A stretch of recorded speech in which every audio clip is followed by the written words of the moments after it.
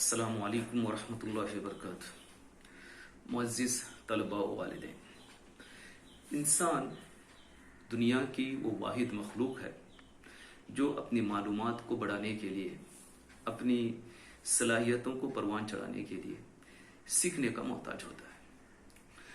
दुनिया की दीगर चीज़ों को, दूसरे नबातात को और हैवानात को अगर हम देखेंगे तो हम देखते हैं कि वो बहुत सारी चीज़ें फितरी तौर पर सीख कर इस दुनिया में आते हैं। वो जानते हैं कि उन्हें क्या खाना चाहिए, क्या नहीं खाना चाहिए, उन्हें कैसे रहना चाहिए। और ये बात भी सच है कि उनकी ज़रूरियात काफ़ी महदूद होती हैं। इसके बावजूद भी उनकी आदतों की बुनियाद पर हम उन्हें तकसीम कर सकते हैं कि कौन से सब्ज़ी खोर हैं, कौन से गोश्त खोर हैं, कौन से हमा खोर हैं। इसकी दूसरा मतलब यह है कि वो उन चीज़ों के अलावा दूसरी चीज़ों को खाते ही नहीं। उनकी जो मखसूस ज़रूरियात होती हैं उनसे ज़्यादा ज़रूरियात के बारे में वो सोचते ही नहीं।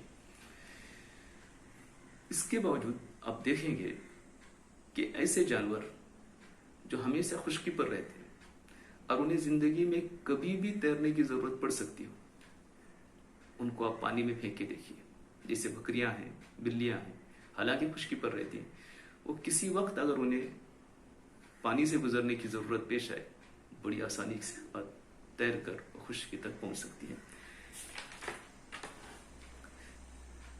लेकिन इंसान एक ज़ी-शऊर मखलूक है और उसकी ज़रूरियात भी लामहदूद हैं। और सबसे बड़ी बात यह है कि उसे एक बार पैदा होने के बाद मरना भी नहीं है। जी हाँ, इंसान को कभी मरना नहीं है। दरअसल उसकी आखिरी सांस के साथ उसकी असल जिंदगी की शुरुआत भी होती है। और इन दोनों जिंदगियों में कामयाब होने का पहला जीना, पहली सीढ़ी उसका इल्म है। आदमी के पास अगर इल्म न होगा, मालूमात न होगी, जानकारी न होगी, तो उसमें और एक नरे जानवर में कोई फर्क नहीं होता है। और हम अभी बता चुके कि इंसान फितरी तौर पर सीख कर नहीं आता। उसे चलना, फिरना, उठना, बैठना, बोलना, सुनना, लिखना, पढ़ना, गर्ज हर चीज़ उसे सीखनी पड़ती है। वो फितरी तौर पर बहुत कम चीज़ें सीख कर पैदा होता है। लेकिन ये भी एक हकीकत है कि इंसान ही दुनिया की वो वाहिद मखलूक है जो कम वक्त में इतना सीख जाता है कि दुनिया की तमाम जानदारों, गैर जानदारों पर अपने इख्तियारात चलाता है और अपनी मर्जी के मुताबिक उसे इस्तेमाल करता है। ये उसकी सीखने की सलाहियत ही है।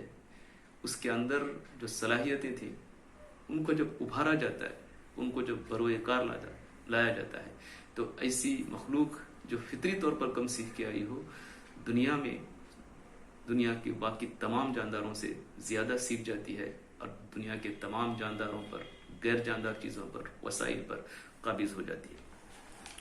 वैसे इंसान के सीखने के कई तरीके हो सकते हैं। वो अपने बड़ों से, अपने माशरे से, समाज से बहुत कुछ सीखता है। लेकिन उसके सीखने की ज़रूरत इतनी बड़ी है कि उसको एक मुनज़्ज़म तरीके से सिखाया जाए और उसकी ज़रूरत के मुताबिक मखसूस चीज़ों को सिखाया जाए, तो वो बहुत ज़्यादा कामयाब बन सकता है। हम देखते हैं कि एक इंसान 1000 चीज़ें सीखने के बावजूद भी चंद ही चीज़ें ऐसी होती हैं जिनमें वो महारत रखता है। एक इंसान बैक वक्त डॉक्टर और इंजीनियर नहीं बन सकता। वो एक अच्छा डॉक्टर बन सकता है या अच्छा इंजीनियर बन सकता है। इसी चीज़ को मद्देनजर रखते हुए दुनिया में दरसगाहों का क़याम हुआ, तालीम के ज़राए पैदा किए गए, इल्म को मुख्तलिफ शाखों में तकसीम किया गया ताकि इंसान अपनी ज़रूरत और अपनी दिलचस्पी, अपने अंदर मौजूद सलाहियतें, उसके माशी हालत, माशरती हालत, सबको मद्देनज़र रखते हुए उनको हासिल करे, इल्म हासिल करे और सीखे। लेकिन आज हम देखते हैं कि हालत यह है कि दुनिया की बहुत बड़ी आबादी खानदगी तक से दूर है। इतने अजीम शान तालीमी इदारे, यूनिवर्सिटियाँ, मदारिस, कॉलेजेस और स्कूलों का बिछा हुआ ये जाल اور حکومت کا یہ اعلان کہ ہم نے تعلیم کو عام کر دیا ہے، مفت کر دیا ہے، اس کے باوجود بھی بے شمار ایسے لوگ آپ کو دنیا میں ملیں گے جو کسی بھی زبان کو سمجھ کر پڑھ نہیں سکتے۔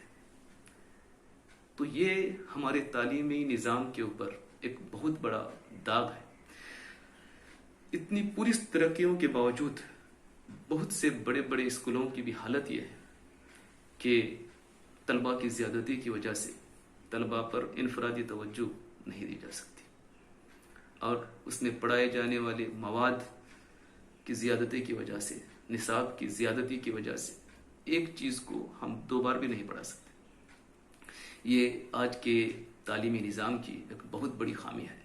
کلاسز کا بہت بڑا ہونا اور کتابوں کا اتنا وسیع ہو جانا کہ نہ تو اساتذہ اس کو دہرا سکیں اور نہ ہی طلباء اس سے صحیح طرح سے استفادہ کر سکیں۔ سائنس کی ترقی نے انسان کے جہاں بہت سارے مسائل حل کیے ہیں، ان میں اس مسئلے کا بھی بہت حد تک حل کیا گیا ہے۔ اس مسئلے کو ہم گھر بیٹھے بھی بہت حد تک حل کر سکتے ہیں۔ حالانکہ یہ حقیقت ہے کہ تعلیم کا کوئی بھی طریقہ مدرس کا نعم البدل نہیں ہو سکتا۔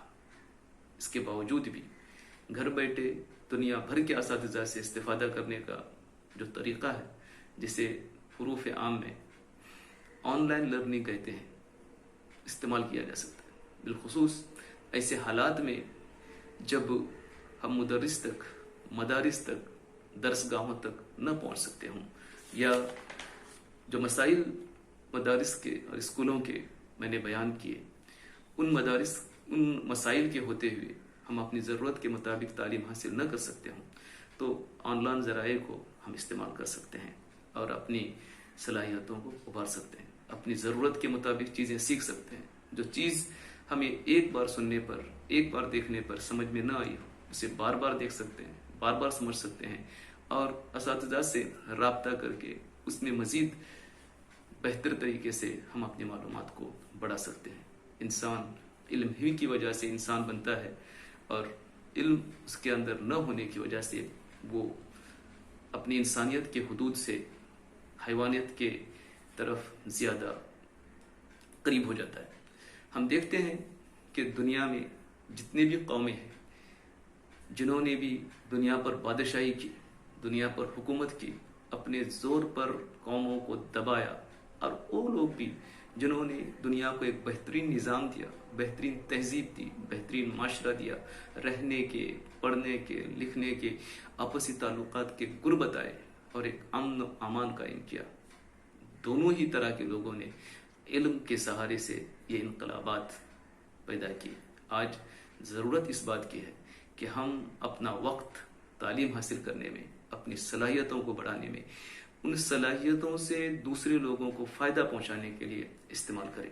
اسی بات کو مد نظر رکھتے ہوئے ہم نے یہ کوشش کی ہے کہ انشاءاللہ اگلے دنوں میں پرائمری اسکولوں کے اسباق ہم آن لائن شکل میں، ڈیجیٹل شکل میں آپ تک پہنچانے کی کوشش کریں، اور میں امید کرتا ہوں کہ آپ ان سے استفادہ کریں گے اور ہماری اس حقیر سی کوشش کو بروئے کار لائیں گے، اور خاکسار کو دعاؤں میں یاد رکھیں گے۔ السلام علیکم ورحمۃ اللہ وبرکاتہ۔